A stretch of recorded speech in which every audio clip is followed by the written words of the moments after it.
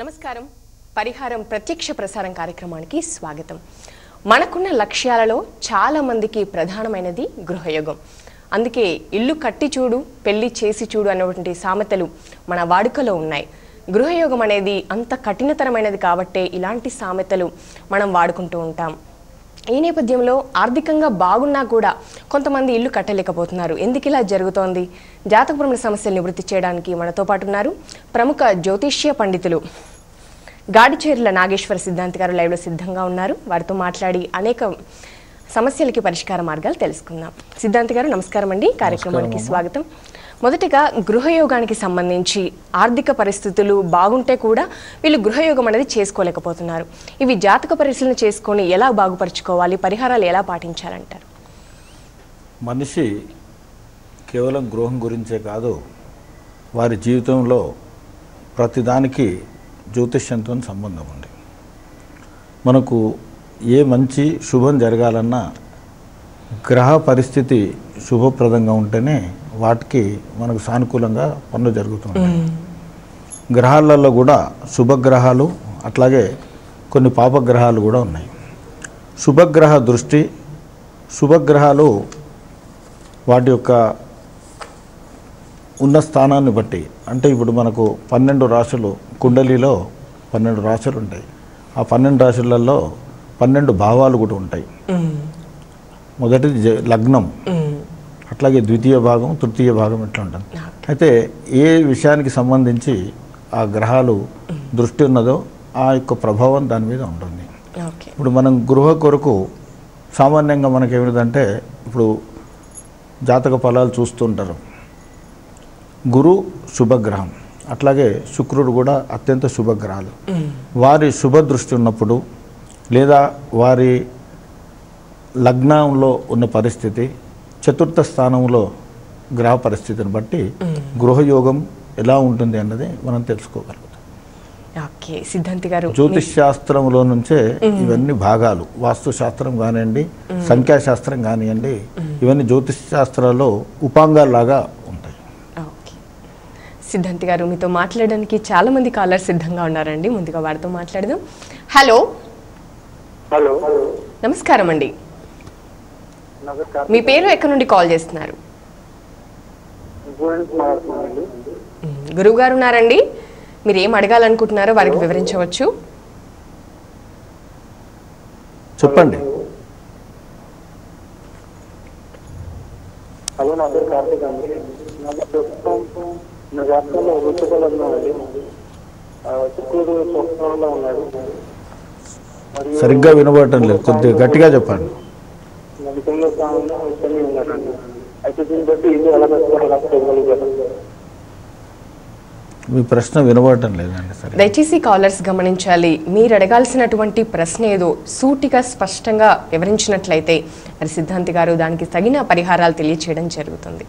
Callers ఇది గమనించాల్సిందిగా కోరుకుంటున్నాము. మరో కాల్. హలో హలో, నమస్కారం. నమస్కారం అండి, మీ పేరు? మా పేరు లత అండి. లత గారు, గురువు గారు ఉన్నారు, మీ సమస్య ఏంటో అడగండి. నమస్కారం గురుగారు. నమస్కారం అమ్మా. నా పేరు లత. మాకు అసలు గృహయోగం ఉందా సార్? మేము 2 ఇల్లు కొన్నాము, ఒకటి కట్టాము, అమ్మేశాము. మళ్ళీ మా వారి పేరు మీద కొన్నాము, అపార్ట్మెంట్ లో మళ్ళీ అమ్మేశాము. మాకు అసలు గృహయోగం ఉందా? మా పెళ్ళి ఇప్పుడు 20 years అవుతుంది. చూడమ్మా, గృహయోగం లేకుండా ఉండటం అనేది చాలా తక్కువ శాతం. కాకపోతే గ్రహాల యొక్క శుభవీక్షణ, శుభ దృష్టి ఉన్నప్పుడే మనవి సానుకూలంగా ఉంటాయి. మనకు గ్రహాల యొక్క శుభ సంబంధాలు లేనప్పుడు మనం తొందరపాటుతో కొనుక్కుంటే వాటి యొక్క ఫలితాలు మీరు చెప్పినట్టు ఉండే అవకాశం ఉంది. అంతేకాకుండా ముహూర్తము ఇవన్నీ కూడా చూసుకోవాలి. మనము అడ్వాన్స్ ఇచ్చేటప్పుడు కానివ్వండి, తర్వాత గృహప్రవేశం చేసేప్పుడు కానివ్వండి, శుభతిథులు, శుభయోగాలు, శుభ నక్షత్రాలు వీటన్నింటినీ దృష్టిలో పెట్టుకొని ఇంట్లో గృహప్రవేశం కూడా ఒక విధి విధానం ఉంది. శాస్త్రీయంగా మనం చేసుకుంటే చిన్న చిన్న ఏమైనా లోపాలున్నా దానివలన అవి తొలగిపోయే అవకాశం ఉంటుంది. అదేవిధంగా వాస్తు ప్రకారంగా కూడా ఆ ఇల్లు మీకు అనుకూలంగా ఉందో లేదో చూసుకోవాల్సి ఉంటుంది. అది మీకు అనుకూలంగా ఉంటే మీరు దాంట్లో స్థిరంగా ఉండే అవకాశం ఉంటుంది. కాబట్టి ఇటువంటి ఏవో లోపాలు ఎక్కడ ఉండి ఉంటాయి కాబట్టే అలా జరిగి ఉంటుంది. ఓకే అండి. వాస్తు అనేసరికి రకరకాల సందేహాలు ఎదురవుతూ ఉంటాయి. అంటే ఒక సిద్ధాంతి వచ్చి ఒక రకంగా చెప్పడం, మరో సిద్ధాంతి ఇంకో రకంగా, అదే మార్చిన ఇంకొక రకంగా ప్లాన్స్ అనేవి మారుతూ ఉంటాయి. ముఖ్యంగా వాస్తు విషయంలో ప్రామాణికంగా ఒక బేసిక్గా ఇవి తీసుకోవాలని ఉంటుందా, లోతుగా ఇంకా ఎన్నో తెలుసుకుంటూ ఉంటున్నారు, మీరు దీని గురించి ఏమంటారు? చూడండి, ఒక చిన్న పూరి గుడిసె కానివ్వండి, భవంతులు కానివ్వండి, అపార్ట్మెంట్స్ ఏది కట్టినా భూమి మీదనే కడతారు. భూమి లేకుండా ఏ భవనం కానీ ఏ భవంతి కానీ నివాసయోగ్యమైనది ఏది కూడా మనం కట్టుకోవడానికి అవకాశం లేదు. కాబట్టి ఆ భూమి మొట్టమొదలు భూమి గురించి ఆలోచించాలి. మనం తీసుకునే ప్రదేశము, ఎక్కడైతే ఇల్లు కట్టాలనుకుంటున్నామో ఆ ప్రదేశము ఎటువంటి ప్రదేశమో చూడాలి. అక్కడ శ్మశానాలు లేకపోతే ఇంకా కొన్ని ఈ పాముల పుట్టలు అటువంటి ఉన్న ప్రదేశాలు గృహంకు యోగ్యమైనవి కావు. అటువంటి ప్రదేశాలలో కొంత శుద్ధి చేసి కానీ మరొక తప్పనిసరి పరిస్థితి అయితే కొన్ని మార్పులు చేసుకొని దాన్ని అక్కడ చేసుకునే అవకాశం ఉంటుంది. అట్లాగే అయినంత మట్టుకు మనకు చతురస్రము లేదా దీర్ఘ చతురస్రంగా ఉండాలి భూమి ప్లాటు. అట్లా కాని పక్షంలో ఇల్లు కట్టకూడదా అని మీరు అనొచ్చు. కొన్ని పరిస్థితులలో కట్టుకోవచ్చు, కాదని కాదు. ఇప్పుడు మనం చూస్తున్నటువంటి జూబ్లీ హిల్స్ కానివ్వండి, ఇవన్నీ కానీ ఒకప్పుడు కొండలు, అక్కడ కూడా ఇల్లు కట్టుకున్నారు, అందరూ చాలా సుఖంగా ఉంటున్నారు. అయితే వాటిని మనకు గృహంకు అనుకూలంగా యోగ్యంగా ఉండేటట్టు మార్చుకొని కట్టుకుంటే వాస్తు దోషాలు ఉండవు. కాబట్టి దాంట్లో తప్పకుండా శుభాన్ని పొందగలుగుతారు. ఓకే గురుగారు, ఇక కాలర్స్తో మాట్లాడదాం. హలో హలో నమస్కారం అండి, మీ పేరు, ఎక్కడ నుండి కాల్ చేస్తున్నారు? అమ్మా మీ పేరు? హలో, మీరు టీవీ చూస్తూ మాట్లాడుతున్నారండి. ఫోన్ లైన్లో మీ వివరాలు తెలియచేయాలి, మీరు ఏం తెలుసుకోవాలనుకుంటున్నారో గురుగారితో మాట్లాడండి. హలో గురుగారు, చెప్పండి అమ్మా. నా పేరు లలిత అండి. కృత్తిక నక్షత్రము, వృషభ రాశి. మా ఇంటి ఆర్ద్ర నక్షత్రము. ఇంటి కోసం అండి. ఇంట్లో ఎంత ప్రయత్నం చేసినా కుదరడం లేదు, సొంత పిల్లలు లేదు ఇంతవరకు. దాని గురించి ఏమన్నా పరిహారం? ఇప్పుడు వృషభ రాశి అన్నారు కాబట్టి మీకు వృషభ రాశికి ప్రస్తుతం సెప్టెంబరు 12 వరకు మీకు అనుకూలంగా ఉందమ్మా. గురుగ్రహం అనుకూలంగా ఉంది కాబట్టి మీ పేరుతో ప్రయత్నం చేస్తే మీకు ఇల్లుకు అవకాశం ఉంది. మీ వారికి ప్రస్తుతం గ్రహ పరిస్థితి బాగలేదు కాబట్టి వారి పేరు మీద తొందరగా పనులు కాకపోవచ్చు. మరో కాల్ అండి. హలో నమస్తే అండి, మీ పేరు? గురువు గారు ఉన్నారండి, మీ ప్రశ్న ఏంటో అడగండి.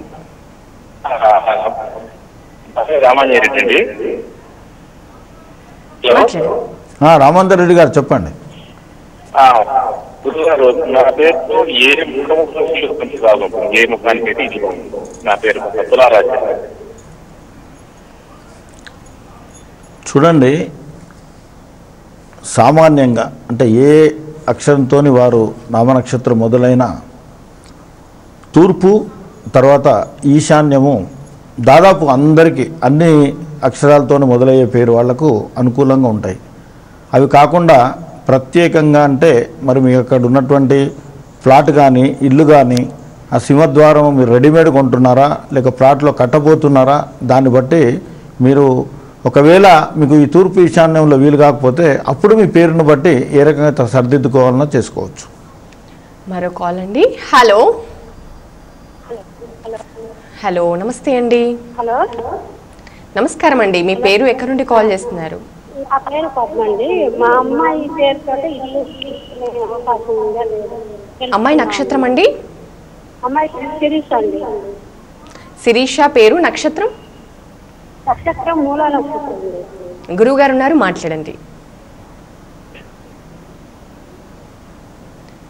మాట్లాడండి అమ్మా.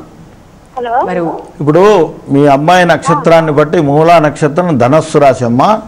ధనస్సు రాశికి ఇప్పుడు గురు ప్రభావం కొంత తాత్సారం జరిగే అవకాశం ఉంది. తప్పకుండా మీకు గృహ యోగం ఉంది, కాకపోతే కొంచెం తాత్సారం జరుగుతుందండి. ఈరోజు అనుకున్నది రేపు, రేపు అనుకున్నది ఎల్లుండి, అట్లా కొంత పోస్ట్పోన్ అవుతుంటుంది.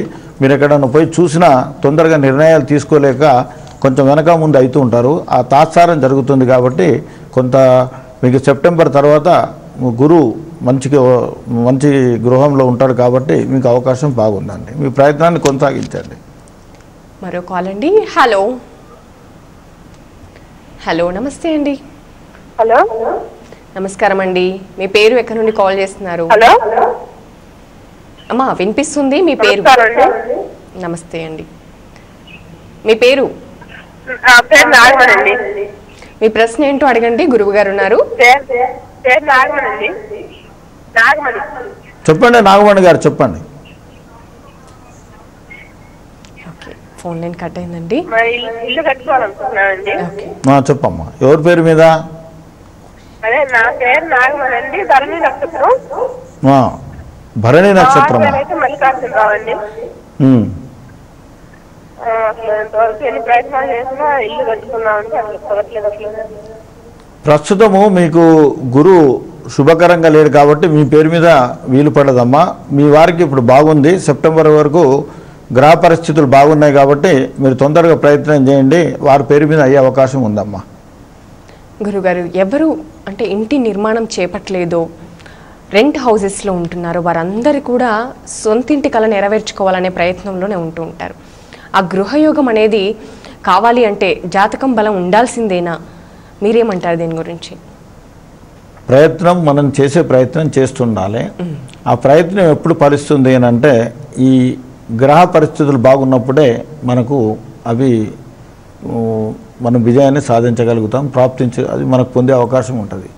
అంతవరకు మీరు చూస్తూ ఉంటారు, పోస్ట్ పోన్ అవుతుంటుంది. లేదా ఒకవేళ వీటన్నిటిని కాదు అని అంటే ఎప్పుడైతే చెడు గ్రహ దృష్టి మన మీద ఉంటుందో ఆ టైంలో మనం వద్దనుకున్న బలవంతాన కొన్ని కొనటం జరుగుతుంది. ఇందాక ఒక కాలర్ చెప్పినట్టు వాళ్ళు అమ్ముకునే పరిస్థితి వస్తుంది. అంటే ఎవరి జాతకం నష్టాల్లో పోయే అవకాశాలు కూడా ఉంటాయి. అది కర్మ ఫలాన్ని మనం మార్చలేము. మనం ఆ రకంగా నష్టం పోయేది ఉంటుంది కాబట్టి అది జరుగుతుంటుంది. గురుగారు, అంటే ఇంట్లో భార్య భర్త పిల్లలు ఉంటూ ఉంటారు.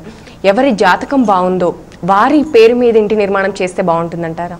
అది బాగుంటుంది. సామాన్యంగా మొట్టమొదట భర్త ఒకవేళ వారికి బాగలేదు, మనం దాన్ని పోస్ట్ పోన్ చేసే అవకాశం లేదు. ఉదాహరణకు ఒక 2 సంవత్సరాల వరకు కూడా వారికి గురువు శుభకరంగా లేడనుకోండి, 2 సంవత్సరాల వరకు మనం ఆగితే మన గృహ నిర్మాణ వ్యయం కూడా పెరిగిపోతుంది. లేదా మనం అనుకున్న ప్లాట్ కూడా దొరకకపోవచ్చు, ఇబ్బందులు కావచ్చు. అటువంటి పరిస్థితిలో ఉదాహరణకు వాళ్ళ భార్య పేరు మీద, ఆమె జాతకంలో బాగుంటే ఆమె భార్య పేరు మీద కూడా చేయొచ్చు. ఇద్దరికీ లేదు, పిల్లలంటే పెద్దవాళ్ళై ఉండాలి. మరీ చిన్న పిల్లలు పసిపాపలు కాకుండా ఒక యుక్త వయసుకు వచ్చిన వాళ్ళు ఉంటే, పెళ్ళైన వాళ్ళు ఉంటే ఇంకా బాగుంటుంది. వాళ్ళ పేరు మీద ఆ గృహ పరిస్థితులు బాగుంటే తప్పకుండా కట్టవచ్చు. ఓకే అండి. మరో కాల్. హలో హలో నమస్తే అండి. హలో హలో నమస్కారం అండి. మీ పేరు? మీ పేరు ఎక్కడి నుండి కాల్ చేస్తున్నారు? మీరు మాట్లాడేది వినిపిస్తుందండి.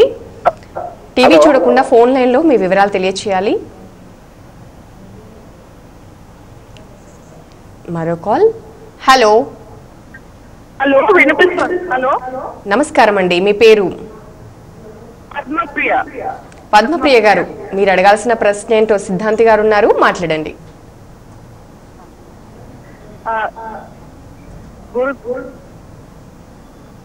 గురుగారు మాట్లాడండి అమ్మా. నాది ఆర్ద్ర నక్షత్రము. నేను ఇల్లు కట్టుకున్న 5 ఏళ్ళు అయిందండి. కాకపోతే నేను ఉండలేకపోతున్నాను. అద్దెకి ఎవరు ఎక్కువ రోజులు ఉండట్లేదు. దీని పరిహారం ఏమన్నా ఉందా? మీరు కొన్న టైంలో మీ గ్రహ పరిస్థితి ఎట్లుందో అదొకటి చూడాలమ్మా. అదేవిధంగా వాస్తుపరంగా ఆ గృహం మీకు అనుకూలమా కాదా కూడా చూడాల్సి ఉంటుంది. ఆ రెండింటిని చూసి ఏదైనా చిన్న చిన్న మార్పులు అవసరం అనుకుంటే ఆ మార్పులు చేస్తే ఆ ఇల్లు మనకు కలిసి రావచ్చు. అంటే ఇప్పుడు ప్రతి ఒక్కరికి అన్ని ఇళ్ళు కలిసి రావాలని లేదు, అంత మాత్రాన కలిసి రాకపోతే దాన్ని వదిలిపెట్టాలని లేదు. చిన్న మార్పులు చేసుకొని మనకు అనుకూలంగా దాన్ని మార్చుకుంటే తప్పక మీకు దాంట్లో మీరు ఆశించిన ఫలితాన్ని పొందగలుగుతారమ్మా. మరో కాల్ అండి. హలో హలో నమస్తే అండి, మీ పేరు ఎక్కడి నుండి కాల్ చేస్తున్నారు? హలో అమ్మా మీ పేరు? హలో నమస్తే అండి, నా పేరు శ్రీవాణి అండి. శ్రీవల్లి గారు మాట్లాడండి. గురువు గారు ఉన్నారు, మీ ప్రశ్న ఏంటో అడగండి. మా పేరు నరేంద్ర అండి. శ్రవణ నక్షత్రము. ఈ దసరా వరకు ఇల్లు తీసుకోవాలి అనుకుంటున్నాము. ఏమమ్మా శ్రవణ నక్షత్రమా? శ్రీవల్లి గారు శ్రవణ నక్షత్రమా? అవునండి, శ్రవణ నక్షత్రము. మకర రాశి. మకర రాశి. జ్వాలా వెంకట నరేంద్ర అండి. ఇప్పుడు మీరు ఇల్లు తీసుకోవాలనుకుంటున్నారా? అవునండి. మీరు ఆ నక్షత్రం ప్రకారంగా ఇప్పుడు గురువు బాగా యోగకరంగా ఉన్నాడు. మీరు ప్రయత్నం చేస్తే మీకు అవకాశం ఉందండి. సెప్టెంబర్ లోపల చేసుకునే ప్రయత్నం చేయండి. మరో కాల్ అండి. హలో హలో నమస్తే అండి, మీ పేరు ఎక్కడి నుండి కాల్ చేస్తున్నారు? హలో ఓకే, మరోసారి ప్రయత్నం చేయండి. గురుగారు, అంటే ఒక్కొక్క వారి పేరు మీద పలానా దిక్కు మీకు కలిసి వస్తుంది అంటారు. తూర్పు, పడమర, ఉత్తర, దక్షిణంలో అంటే నక్షత్రం పేరు మీద వారి జాతక పరిశీలన తర్వాత ఈ దిక్కు కలిసి వస్తుంది అంటుంటారు కదా, ఈ నియమం తప్పకుండా పాటించాలంటారా? సామాన్యంగా ప్రతిదానికి మన పుట్టిన తేదీ ప్రకారంగా ఏదైతే నక్షత్రం ఉంటుందో ఆ నక్షత్రం ప్రకారంగా చూసుకోవటం అన్ని విధాలా బాగుంటుంది. అయితే కొన్ని కారణాల వల్ల చాలామందికి వారి పుట్టిన తేదీ, సమయము, పుట్టిన స్థలం గురించి వివరాలు సరిగ్గా లేకపోవడం వలన మరి అటువంటి వాళ్ళు ఇల్లు కట్టుకోకూడదా, కొనకూడదా అనే సందేహం కూడా వస్తుంది. అయితే గృహం గురించి వాస్తు విషయంలో జన్మ నక్షత్రం లేకుంటే నామ నక్షత్రంతో కూడా మనం ఇల్లు నిర్మాణం చేసుకోవచ్చు, దానికి ముందుకు పోవచ్చు. వాస్తుకు నామ నక్షత్రంతో కూడా వాళ్ళ పేరుతోనే ప్రొసీడ్ కావచ్చు, దానికేం ఇబ్బంది లేదు. అయితే అందులో కూడా ఇందాక మనం అనుకున్నప్పుడు గ్రహబలం కంపల్సరీ అండి, అదొకటి ఉండాలి. ఈ ఎవరికి ఏ దిక్కు అని అంటే చాలామంది ఎవరైనా ఇప్పుడు తూర్పు దిశకు ఉండటం ఎవరికైనా ఏ అక్షరంకైనా తూర్పు కానీ ఈశాన్యం కానీ కలిసి వస్తుంది. అట్లాగే ఉత్తరం కూడా కలిసి వస్తుంది, ఇబ్బంది లేదు. తూర్పుకి ఎందుకన్నారు అని అంటే ఇవన్నీ శాస్త్రీయంగా మనకు సైన్స్ ప్రకారంగా ఆలోచించిన మన వాస్తు శాస్త్రం అనేది కూడా ఆరోగ్యానికి సంబంధించింది. తూర్పులో ఖాళీ ప్లేస్ ఉంచాలి, ఖాళీ స్థలం ఎక్కువ ఉండాలి. అదేవిధంగా మన ఎంట్రన్స్ డోర్ కూడా సింహద్వారం అటువైపే ఉండాలి, తులసి కోట అక్కడే ఉండాలి, బోరు బావి అటువైపే ఉండాలి. ఇవన్నీ ఎందుకు చెప్పిందంటే మనకు ఉదయం పూట తెలిసో తెలియక అవసరాల కొరకు తప్పకుండా మనము ఆ వాకిట్లోకి వెళ్ళాల్సి వస్తుంది. అప్పుడు సూర్యకిరణాలు మన మీద, ఉదయ కిరణాలు ఆరోగ్యంకు చాలా మంచివి.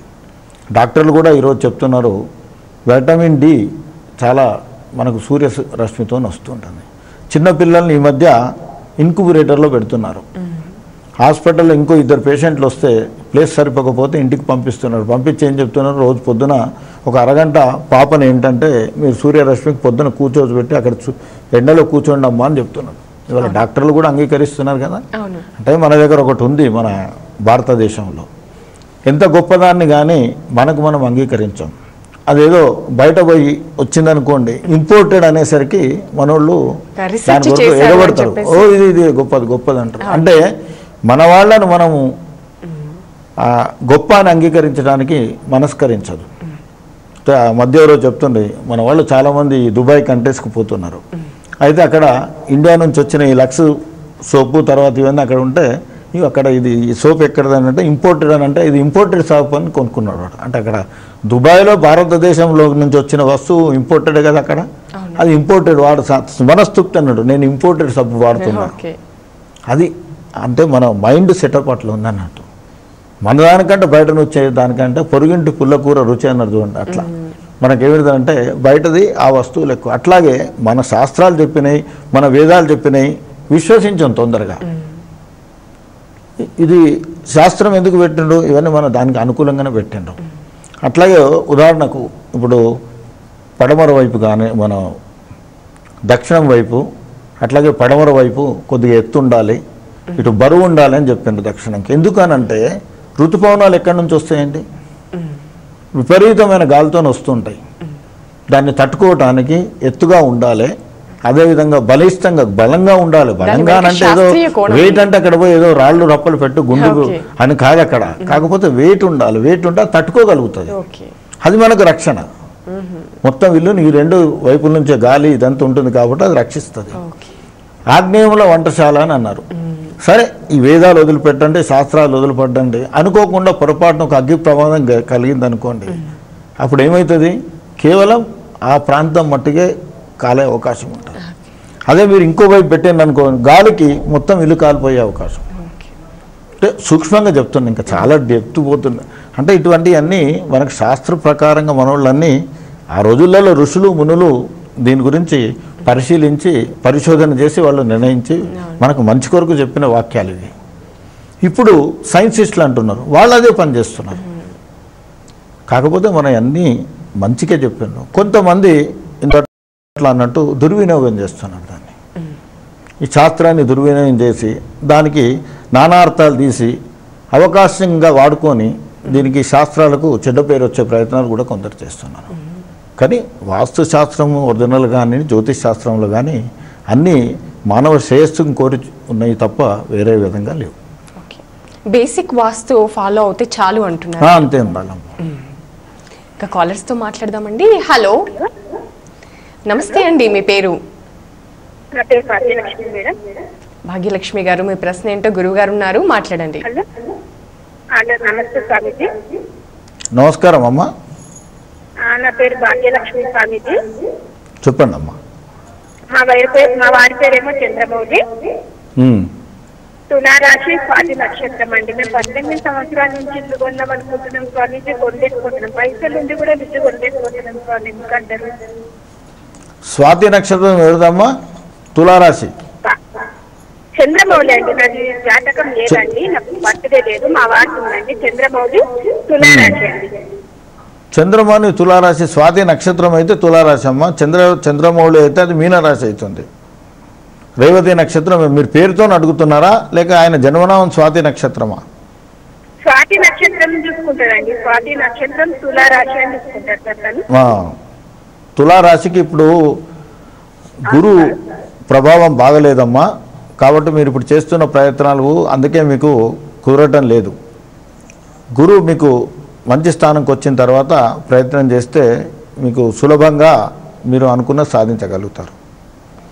మీకు ఇంకా తొందర కావాలంటే దానికి సంబంధించినటువంటి కొంత సమయం తీసుకొని రోజు గురుకు సంబంధించినటువంటి స్తోత్రాలు, అదేవిధంగా చిన్న చిన్న దానాలు, గోవుకు శనగలు పెట్టడం, బెల్లం తినిపించటం, అట్లా బీదలకు కొంత అన్నదానం, అదేవిధంగా శివుడికి అభిషేకాలు అవి చేస్తుంటే తర్వాత మీరు కూడా రోజు గురు కవచం కానీ గురు స్తోత్రం కానీ చదువుకుంటే